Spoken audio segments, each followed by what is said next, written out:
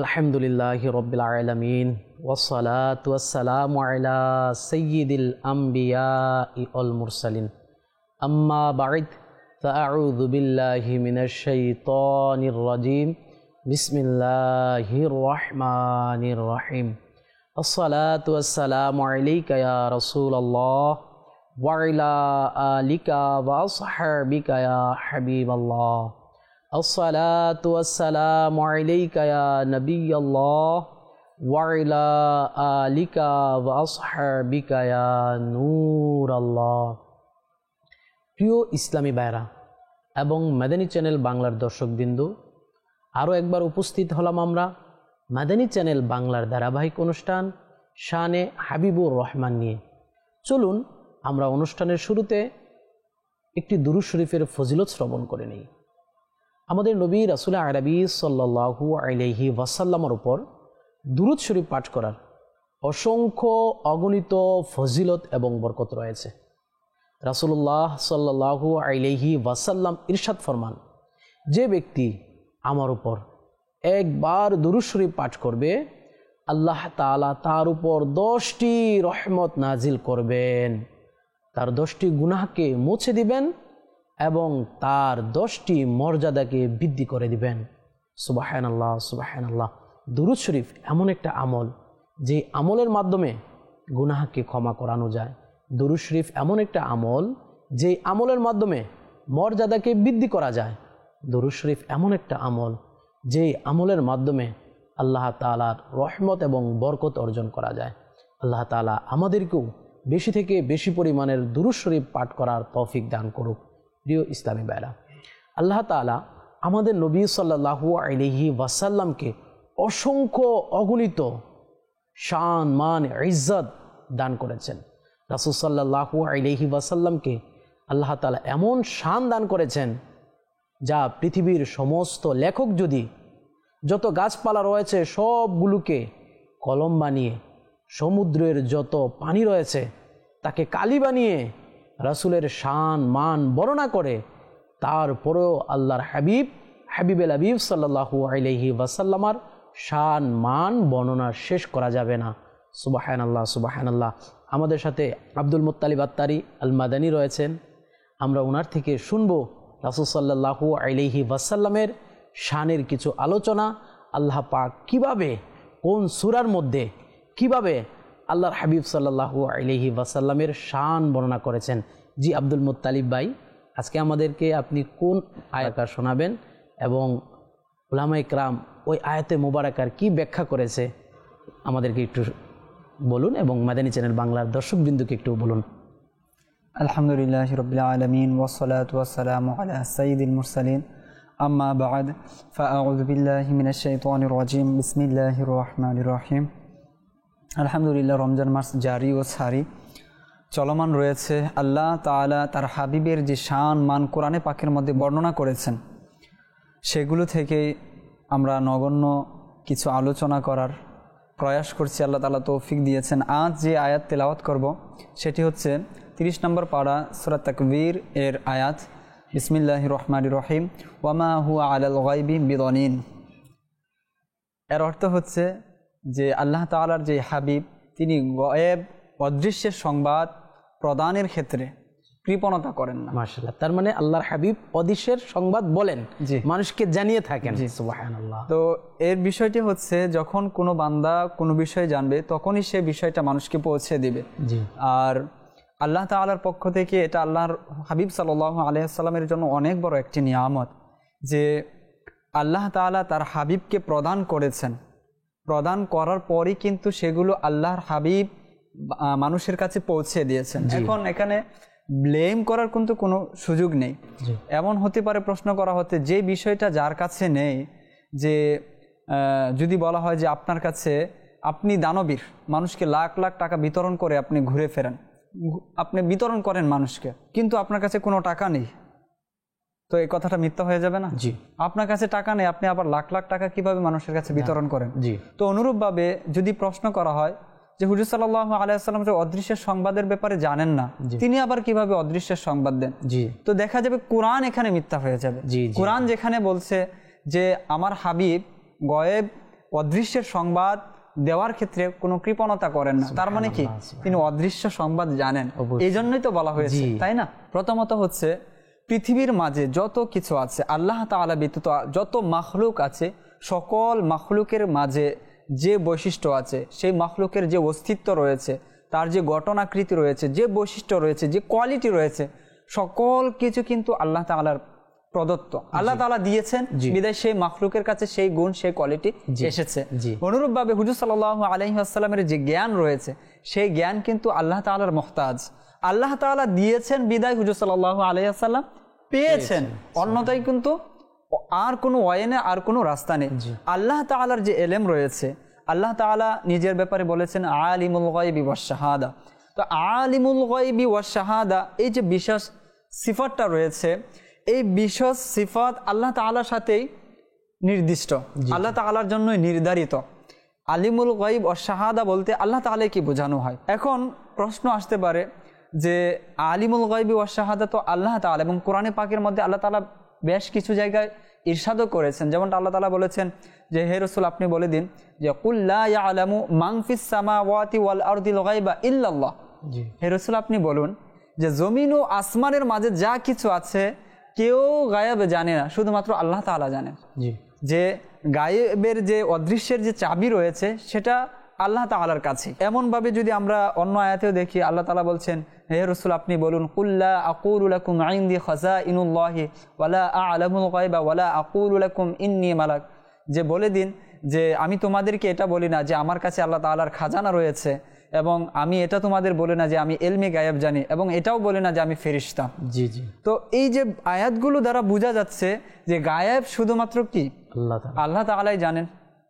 কিন্তু অনুরূপভাবে যদি আমরা এই অদৃশ্যের সংবাদ, গায়েবের বিষয়ে যদি অন্য কিছু আয়াতের মাঝে দেখি, সেখানে দেখবো যে আবার আল্লাহ তাআলা ব্যতীত আল্লাহ তাআলার বান্দারাও গায়েব জানেন। যেমনটা আল্লাহ তাআলা কোরআনে পাকের মধ্যে ইরশাদ করেছেন ওয়ামা কানাল্লাহু লিতুলিয়াকুম আলাল গায়বি ওয়ালাকিন্নাল্লাহা ইয়াজতাবি মির রুসুলিহি মান ইয়াশা। সুবহানাল্লাহ। যে আল্লাহ তাআলার শান এটা নয় যে তিনি সবার সাথে গায়েবের ব্যাপার আলোচনা করবেন, কিন্তু তাদের সাথে তার রসুলদের মধ্য থেকে তিনি যাকে বেছে নিয়েছেন, যিনি তার নিকট পছন্দনীয়, তাকে তিনি ইলমে গায়েব, অদৃশ্যের সংবাদ প্রদান করে থাকেন। অনুরূপভাবে আমরা যদি দেখি আল্লাহ তাআলা ইরশাদ করেছেন, আল্লাহ তাআলা যে আলিমুল গায়ব, তিনি বলেন যে এই ইলমে গায়েবের বিষয়টি ফালা ইউযহিরু আলা গায়বিহি আহাদা, কারো নিকট তিনি এই গায়েবের বিষয় প্রকাশ করেন না, কিন্তু ইল্লা মানির তাদা মির রাসূল, রসুলদের মধ্য থেকে তিনি যার প্রতি সন্তুষ্ট হয়ে যান তাকে তিনি এই গায়েবের, এই অদৃশ্যের সংবাদ, এই জ্ঞান তিনি প্রদান করে থাকেন। এই যে আপনি এখন বললেন যে আল্লাহ তাআলা বলেছেন রসুলদের পক্ষ থেকে যার প্রতি আল্লাহ তাআলা সন্তুষ্ট হয়ে যান তাদেরকে ইলমে গায়েব দান করেন। যারা নবী এবং রসুল, আল্লাহ তাআলা তো সবার প্রতি সন্তুষ্ট, তার মানে সমস্ত নবী এবং রসুলদেরকে আল্লাহ তাআলা ইলমে গায়েব দান করেছেন। আচ্ছা, এখানে তো আমাদের নবী রাসূল আরবি সাল্লাল্লাহু আলাইহি ওয়াসাল্লাম, যিনি সমস্ত নবীদেরও নবী, আল্লাহ তাআলা বলতেছে নবীদের রসুলদের পক্ষ থেকে যাকে আল্লাহ তাআলা পছন্দ করেন, যাকে আল্লাহ তাআলা বাছাই করে নিয়েছেন তাকে ইলমে গায়েব দান করে। সেখানে আমাদের নবী তো সমস্ত নবীদেরও নবী, যিনি ইমামুল আম্বিয়া। সুবহানাল্লাহ। ইমামের জ্ঞান তো অবশ্যই মুসল্লিদের থেকে বেশি হওয়াটাই উচিত, যেহেতু আমাদের নবী হচ্ছে ইমামুল আম্বিয়া, সমস্ত নবীদের জ্ঞান রয়েছে অদৃশ্যের, আমার নবীর তো আরো বেশি রয়েছে। স্বাভাবিক। আচ্ছা, এখানে একটা বিষয় ক্লিয়ার হওয়া উচিত যে আল্লাহ তাআলা আলিমুল গায়বি ওয়াশ শাহাদা বলেছেন, যে আল্লাহ তাআলা অদৃশ্য এবং প্রকাশ্য যা কিছু আছে সবকিছু জ্ঞান আল্লাহ তাআলার কাছে, আল্লাহ তাআলাই জানেন। তো এই যে খুসুসিয়ত যেটা রয়েছে, এই খুসুসিয়তের সাথে যদি আমরা দেখতে যাই, সকল কিছুর মূল হচ্ছে আল্লাহ তাআলা। আপনি সকল কিছু সব ক্ষেত্রেই দেখবেন এটা। আপনি যদি বলেন আল্লাহ তাআলা নিজেকে বলেছেন আল্লাহু লা ইলাহা ইল্লা হুয়াল হাইয়ুল কাইয়্যুম, আল্লাহ তাআলা নিজেকে হাই বলেছেন, অর্থাৎ চিরঞ্জীবী। এখন আপনাকে যদি আমি প্রশ্ন করি আপনি কি হাই কিনা, আপনি বলবেন আনা হাইয়ুন, আমি জীবিত। কারণ মানুষ দুই ধরনের, একটা হচ্ছে হয়তো সে জীবিত, নইলে তো সে মৃত। যারা মৃত্যুবরণ করে তারা হচ্ছে মৌতুন, আর যারা জীবিত আছে যেমন আমরা হইলাম জীবিত। আল্লাহ তাআলা কোরআনের মধ্যে নিজেকে হাইয়ুন বলেছে, জিন্দা বলেছে, আবার আমরাও জিন্দা। সুবহানাল্লাহ, খুব সুন্দর আলোচনা।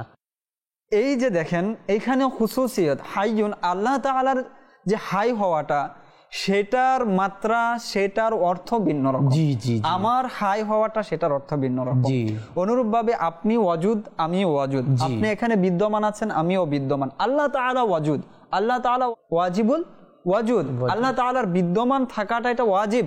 এবং আল্লাহ তাআলা যে বিদ্যমান আছেন সেটার অর্থ একরকম, আর আমার বিদ্যমান থাকা সেটার অর্থ আরেক রকম। তো অনুরূপভাবে সমগ্র মাখলুকের বিদ্যমান থাকা, সমগ্র মাখলুকের এলেম, সকল এলেম যেটা রয়েছে এটা আল্লাহ তাআলার পক্ষ থেকে এসেছে, আল্লাহ তাআলার প্রদত্ত, এটা পরবর্তীতে এসেছে।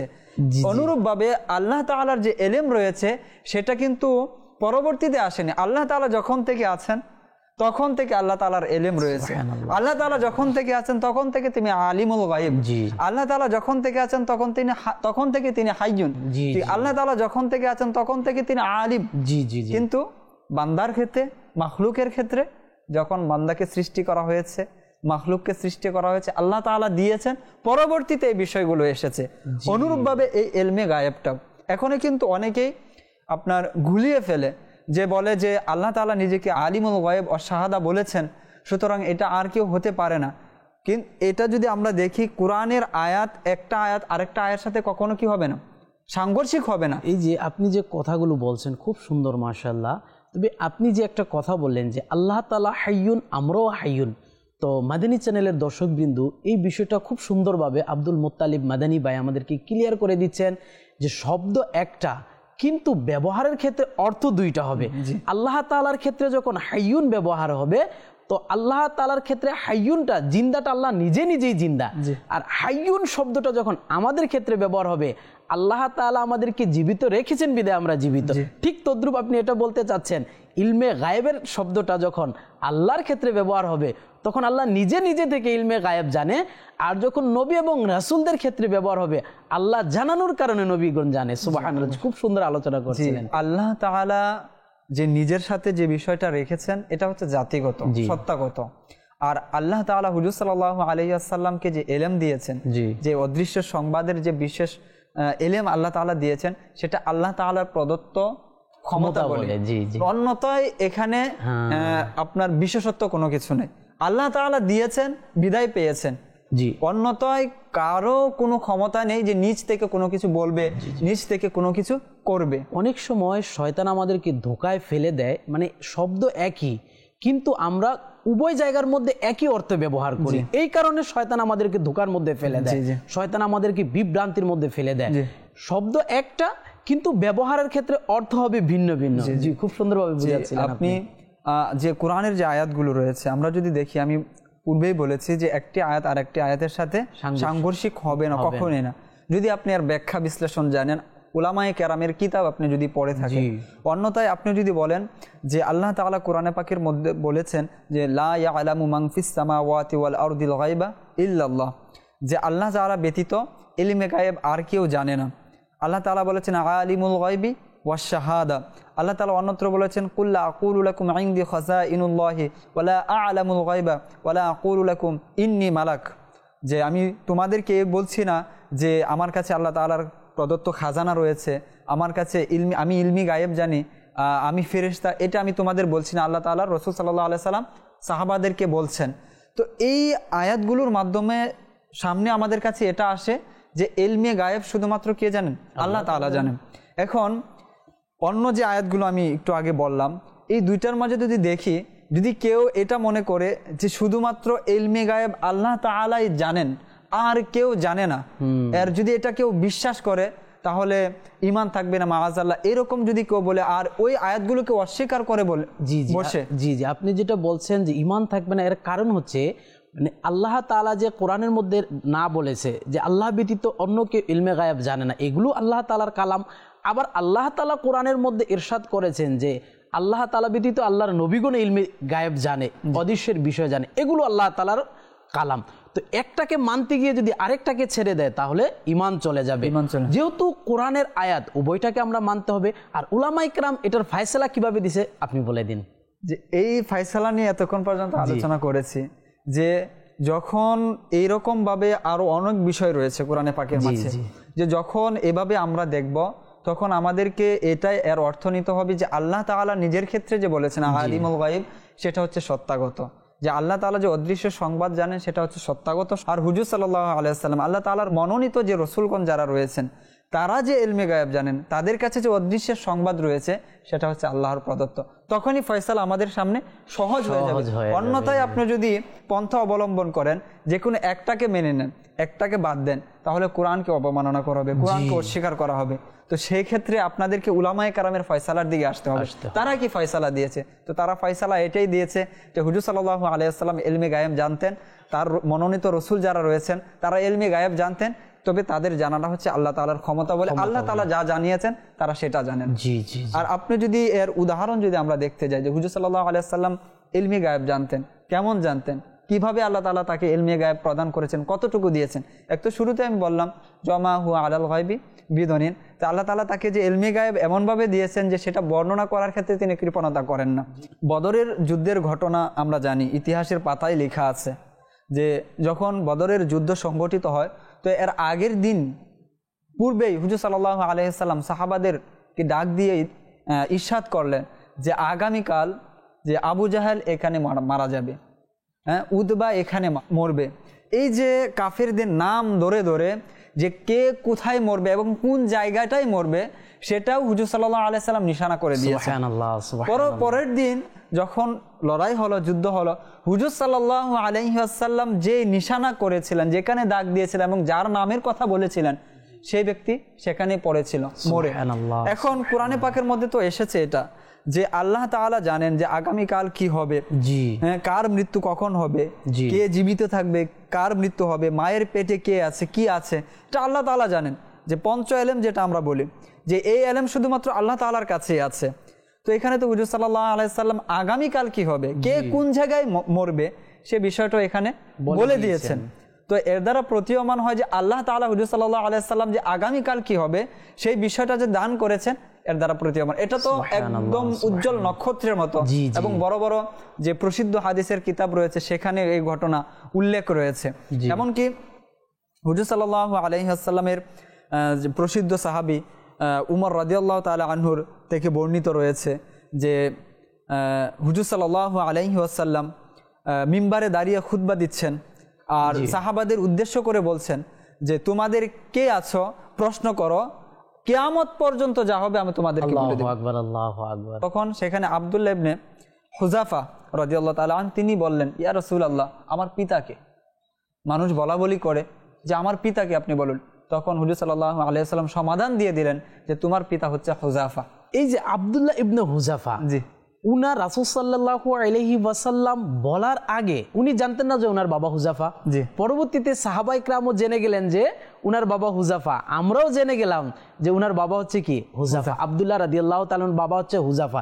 এই যে দেখেন রাসূল সাল্লাল্লাহু আলাইহি ওয়াসাল্লামের ইলমে গায়েব, এটা অদৃশ্যের বিষয়, অদৃশ্যের সংবাদ। সুবহানাল্লাহ। জি, এখানে একটা বিষয় দেখেন, সন্তানের বিষয়টা মা বাবা ছাড়া আর জানে, বাবাও বলতে পারে না, শুধু মা জানে। মা জানে, হ্যাঁ, মা জানে। কিন্তু এখানে হুজুর সাল্লাল্লাহু আলাইহি ওয়াসাল্লাম মিম্বারে দাঁড়িয়ে তিনি বলে দিচ্ছেন যে কিয়ামত পর্যন্ত কি হবে এই বিষয়ে তোমরা যা প্রশ্ন করার আমাকে। আল্লাহু আকবার। হুজুর সাল্লাল্লাহু আলাইহি ওয়াসাল্লাম অন্য জায়গায় ইরশাদ করেন যে আমি আল্লাহ পাকের দিদার করেছি, আল্লাহ পাক তার কুদরতি হাত আমার কাঁধের, দুই কাঁধের মাঝখানে রাখলেন।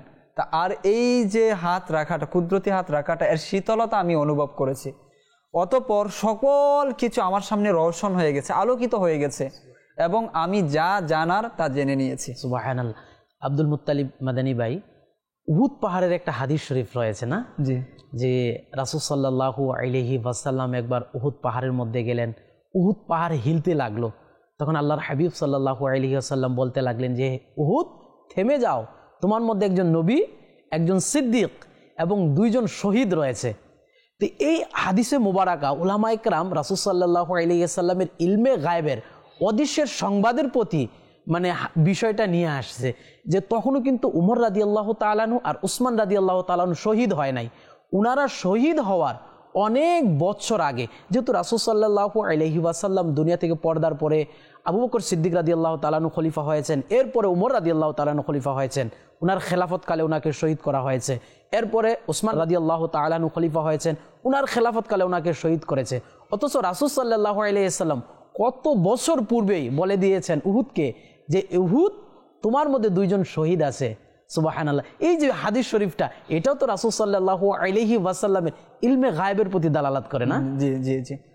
এই যে আয়াতের মাধ্যমে অনেকে দলিল এভাবে দেয় যে হুজুর সাল্লাল্লাহু আলাইহি ওয়াসাল্লাম নিজে বলেছেন যে লা আ'লামুল গায়ব, আমি তোমাদেরকে এটা বলি না যে আমি গায়ব জানি। জি। তো উলামায়ে কেরামগণ এর চমৎকার ব্যাখ্যাও করেছেন যে এই আয়াতটা যদি আমরা এর প্রতি যদি গভীর দৃষ্টি দেই, তাহলে এই আয়াতের মধ্যে এর অর্থ রয়েছে। সুবহানাল্লাহ। হুজুর সাল্লাল্লাহু আলাইহি ওয়াসাল্লাম কেন এটা বলেছেন? জি। দেখেন আল্লাহ তাআলা হুজুর সাল্লাল্লাহু আলাইহি ওয়াসাল্লামকে পৃথিবীতে পাঠিয়েছেন রিসালাতের দায়িত্ব দিয়ে। হুজুর সাল্লাল্লাহু আলাইহি ওয়াসাল্লামের জীবনের মধ্যে যদি দেখি, অসংখ্য বিষয় এরকম রয়েছে যেগুলো হুজুর সাল্লাল্লাহু আলাইহি ওয়াসাল্লামের হিকমতের খাতিরে বলেননি। জি জি জি। আল্লাহ এবং আল্লাহর রাসূল সাল্লাল্লাহু আলাইহি ওয়াসাল্লাম ভালো জানেন যে এখানে কি হওয়াটা ভালো।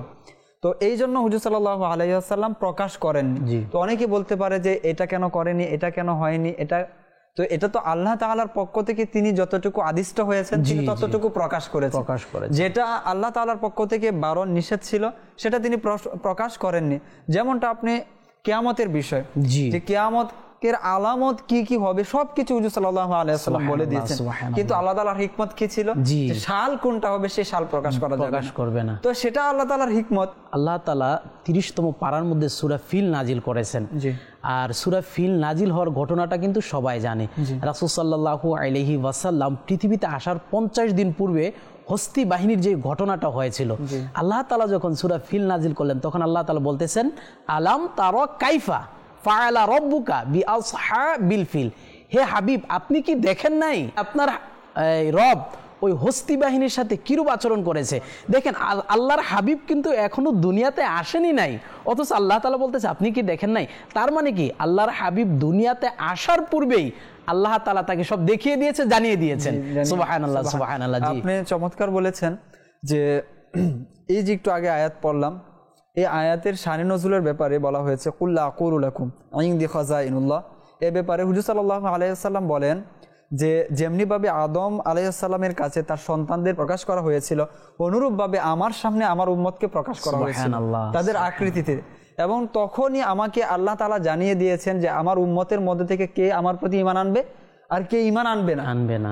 যখন এই কথা হুজুর সাল্লাল্লাহু আলাইহি ওয়াসাল্লাম বললেন, তখন মুনাফিক যারা ছিল, অমুসলিম যারা ছিল, এরা সবাই হাসাহাসি করতে লাগলো যে তিনি জানেন যে উম্মত এখন পর্যন্ত আসেই নাই সে ঈমান আনবে কি আনবে না সেই বিষয়টা তিনি জানেন। কিয়ামত পর্যন্ত যারা আসবে সবার বিষয়ে রাসূল জানেন, অথচ আমরা তার সাথে থাকি মুনাফিক যারা, তিনি সেটা জানেন না, হাসি ঠাট্টা করতে লাগলো। আচ্ছা, তখন হুজুর সাল্লাল্লাহু আলাইহি ওয়াসাল্লামের জালালিয়াতের মধ্যে চলে এলেন, মিম্বারে দাঁড়ালেন, আর যে আব্দুল্লাহ ইবনে হুযাফা রাদিয়াল্লাহু তাআলা আনহুর ঘটনা তখন সংঘটিত হয় যে কে আছো আমাকে প্রশ্ন করবে কিয়ামত পর্যন্ত, আমি সেই উত্তর প্রদান করব। আচ্ছা, অনুরূপভাবে হাদিস রয়েছে যে হুজুর সাল্লাল্লাহু আলাইহি ওয়াসাল্লামের ব্যাপারে আছে যে সূর্য তুলো হলো, অর্থাৎ ফজর থেকে শুরু করে হুজুর সাল্লাল্লাহু আলাইহি ওয়াসাল্লাম মাগরিব পর্যন্ত বয়ান করলেন।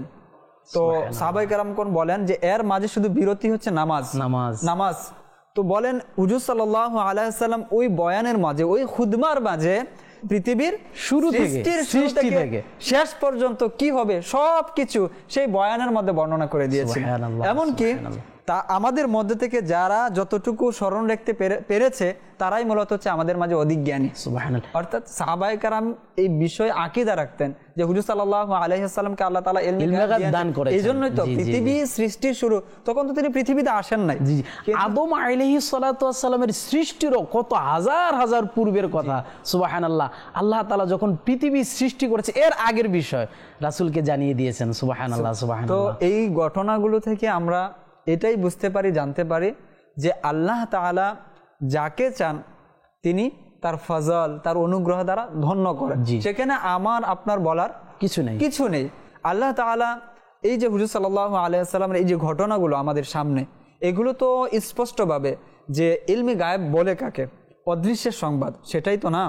তো অদৃশ্যের সংবাদ এই যে এতক্ষণ পর্যন্ত আলোচনা হলো, যে ঘটনাগুলো বলা হলো, কোরআনের আয়াত রয়েছে, এগুলো সবগুলোই কিন্তু অদৃশ্য ছিল।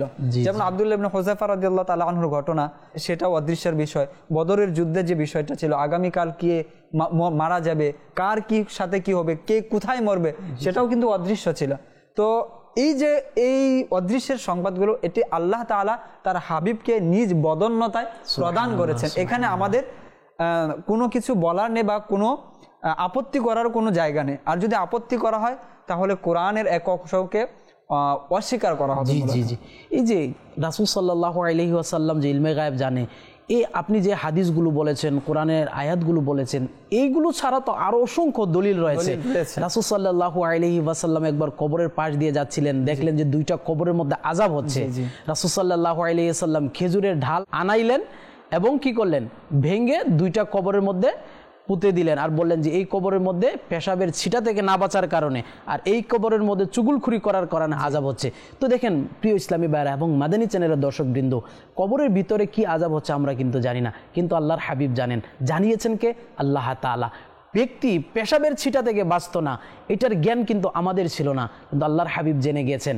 চুগুলখুরির করার কারণে কবরের মধ্যে আযাব হচ্ছে, এটার খবর আল্লাহর হাবিব জেনে গেছেন। জানিয়েছেন কে? আল্লাহ তাআলা। আল্লাহ তাআলা ইলমে গায়েব দুই রকম, একটা হচ্ছে জাতিগত আর একটা হচ্ছে আতাইগত। একটা হচ্ছে নিজের থেকে নিজে, আর একটা হচ্ছে দানকৃত। যেমন আল্লাহ তাআলা যে ইলমে গায়েব জানে, এটা হচ্ছে জাতিগত। আর রাসূল সাল্লাল্লাহু আলাইহি ওয়াসাল্লাম সহ সমস্ত নবীগণ, সাহাবাগণ, আউলিয়ায়ে কেরামগণ, অনেক সময় মুমিন বান্দাদেরকেও আল্লাহ তাআলার দয়ায় ইলমে গায়েব দান করা হয়ে থাকে, এটা হচ্ছে দানকৃত। সুবহানাল্লাহ সুবহানাল্লাহ। তো আমাদের উচিত রাসূল সাল্লাল্লাহু আলাইহি ওয়াসাল্লামের ইলমে গায়েবকে মেনে নেওয়া, রাসূল সাল্লাল্লাহু আলাইহি ওয়াসাল্লামকে মহব্বত করা, ভালোবাসা। আর এটার জন্য উলামায়ে আহলে সুন্নতের যে কিতাবগুলো রয়েছে, রাসূল সাল্লাল্লাহু আলাইহি ওয়াসাল্লামের মহব্বত ভালোবাসা বাড়ে, এই সমস্ত কিতাবগুলোকে অধ্যয়ন করা, সাথে সাথে শয়তানের ধোঁকার মধ্যে নিজেকে না ফেলা। আল্লাহ তাআলা আমাদেরকে বুঝার এবং সঠিকভাবে আমল করার তৌফিক দান করুক। ইনশাআল্লাহ দেখা হবে অন্য কোনো বিষয় নিয়ে, অন্য কোনো পর্বে। সে পর্যন্ত ভালো থাকুন, সুস্থ থাকুন, মাদানী চ্যানেল বাংলার সঙ্গে থাকুন। সাল্লু আলাল হাবিব সাল্লাল্লাহু তাআলা আলা মুহাম্মদ সাল্লাল্লাহু তাআলা আলাইহি ওয়াসাল্লাম।